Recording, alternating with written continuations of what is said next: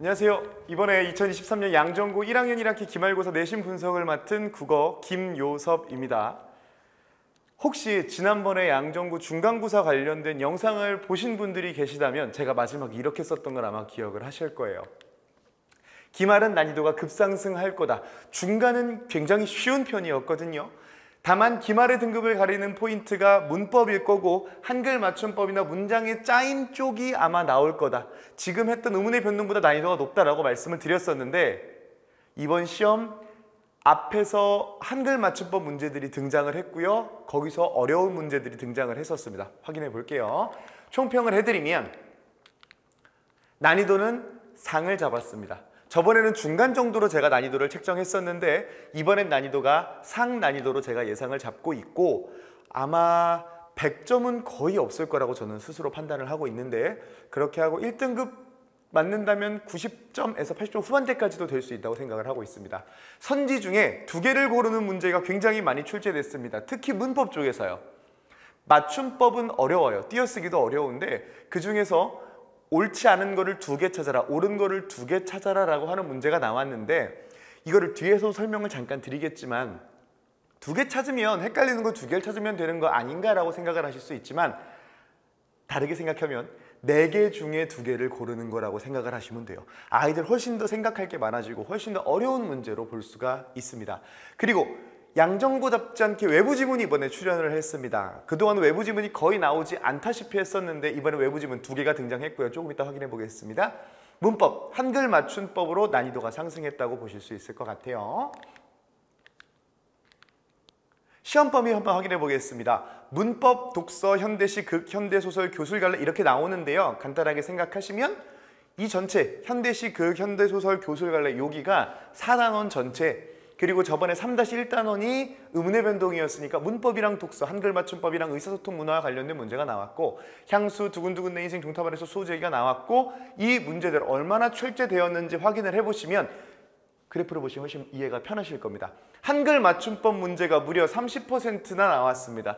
근데 이 한글 맞춤법 문제들이 쉬운 문제들이었냐? 저는 그렇게 보지는 않았거든요. 한글 맞춤법 중에서 좀 어려운 지문들이 많이 출제가 됐다라고 보실 수 있을 것 같아요. 한글 맞춤법 9문제, 의사소통 문제 3문제, 그리고 현대시 4문제 중에 여기 외인촌이라는 작품이 이번에 외부 지문으로 등장을 했고요. 현대소설 5문제가 등장했는데 장마라는 작품이 외부 지문으로 나왔었습니다. 그리고 그게 4문제에 두근두근 내 인생, 교술 5문제, 소재기에서 나왔었습니다. 이렇게 보시면 역시 이번 시험은 좀 어려웠는데 한글 맞춤법에서 난이도를 올렸구나 그리고 문제수가 많아졌구나 라고 확인이 가능할 것 같고 나머지 문학 작품에서는 거의 비슷비슷한 비율로 문제가 출제된 것을 확인하실 수 있습니다. 시험 유형을 보면요. 이번에 역시 문법 쪽 까다로운 문제가 굉장히 많았었습니다. 한글 맞춤법에서 교과서 외에 있는 다양한 예시들이 나왔고요. 개념을 묻는 문제보다는 예시를 보고 너 그 개념 아니라는 문제들이 굉장히 많이 나왔습니다. 문학 쪽은 그나마 평이했어요. 근데 제가 여기다 이렇게 적어놨습니다. 앞쪽은 문법, 뒤쪽은 문학 이렇게 적어놨 이유가 뭐냐면요. 제가 지금 계속 말씀드리는 게 문법이 어려웠다고 말씀을 드리고 있잖아요. 어려운 문법을 앞쪽에 배치하고 뒤쪽에 그나마 평이하게 풀 수 있는 문학이 뒤에 있는데 만약에 아이들이 시험을 보는데 문법 진짜 너무 어렵다. 너무 어렵다. 이번 시험 망했다. 이렇게 생각을 하고 멘탈이 터져 있는 상태로 아이들이 뒤에 문학을 만약에 맞이했다면 아이들은 조금 힘들었을 수 있을 것입니다.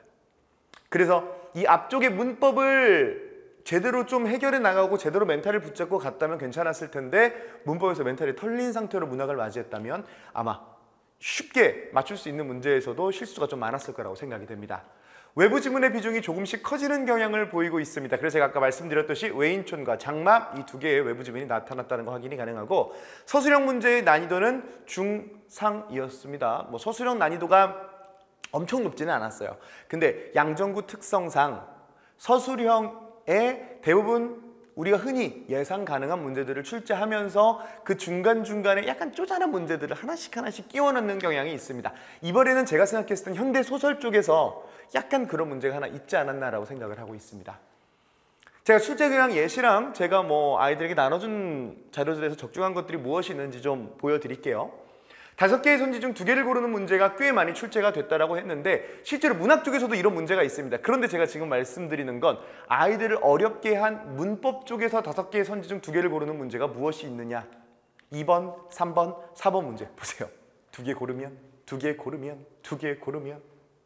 그래서 이거는 제2항, 한글맞춤법 제2항에 대한 이야기, 그 3은 대, 던, 든 비교하는 것, 사전과 관련된 거 준 다음에 제대로 쓰였는지 안 쓰였는지 확인할 것, 그리고 보조용어과 본용어과 관련된 이야기가 시험에 나왔습니다.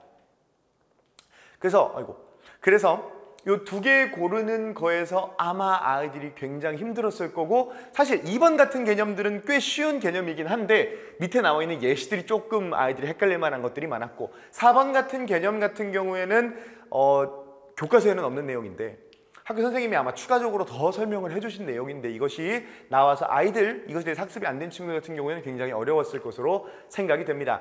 이 3번 같은 경우에도 이렇게 사전을 주고선 실제로 그 예시에 맞는 답을 찾아봐라 라고 했을 때는 아이들이 조금 어려움을 느끼는 문제였을 거고, 거기다가 2개를 고르라고 하니까.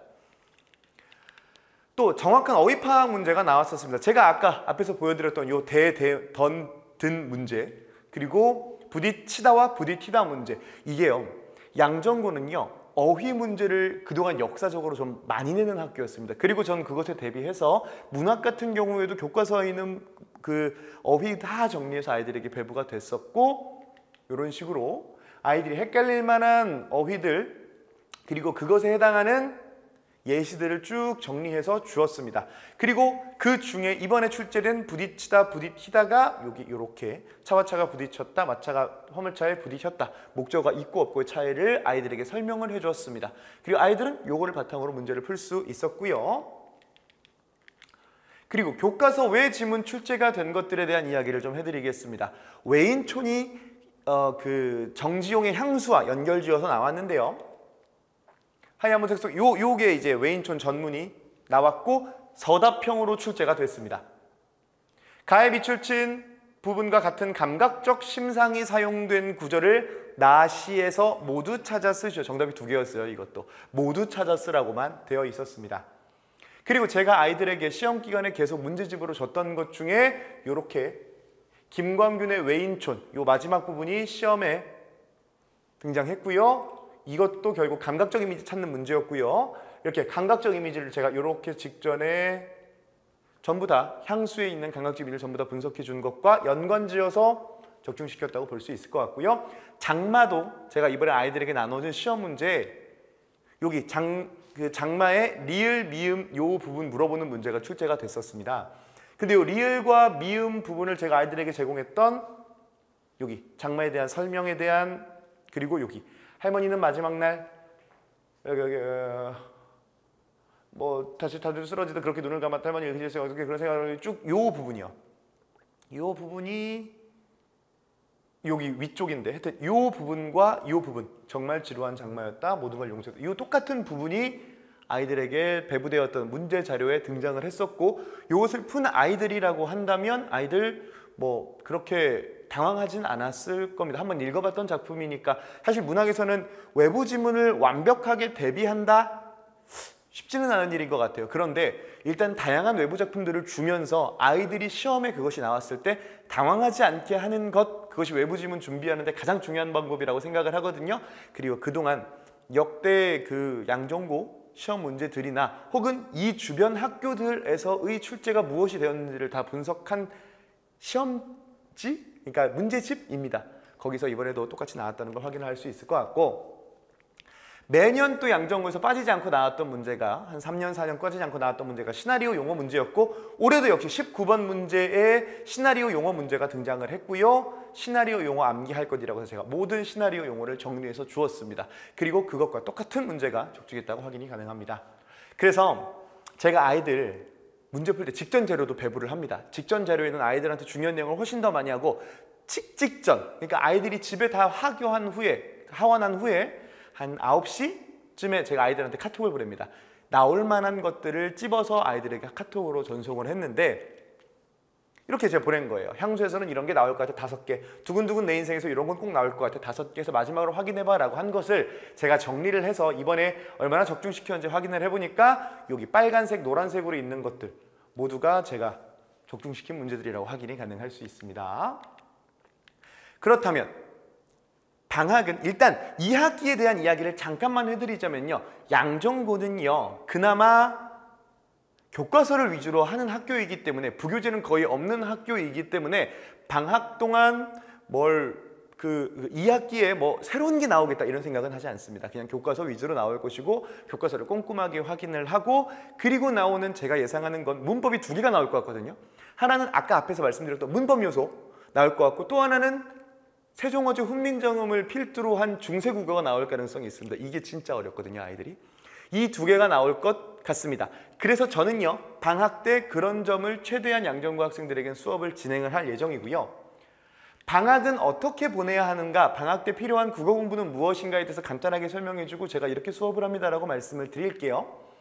국어의 크게 3영역, 문법, 문학, 독서입니다.